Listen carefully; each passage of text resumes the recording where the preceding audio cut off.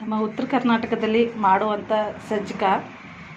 ಇದರಿಂದ 1 ಗ್ಲಾಸ್ ರವೆ, 1 ಕಪ್ ಪುಡಿ ಬೆಲ್ಲ, 4 ಟೇಬಲ್ ಸ್ಪೂನ್ ತುಪ್ಪ,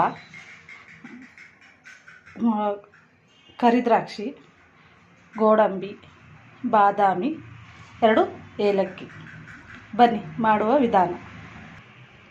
ಹಿಂಗೆ ಮಾಡಬೇಕಪ್ಪ ಅಂದರೆ ಫಸ್ಟಿಗೆ ಸ್ಟವ್ ಹಚ್ಚಿ ಕಡಾಯಿ ಇಟ್ಟು ಮೊದಲಿಗೆ ತುಪ್ಪ ಹಾಕ್ಕೊಳ್ಬೇಕು. 2 ಸ್ಪೂನ್ ತುಪ್ಪ ಹಾಕ್ಕೊಂಡು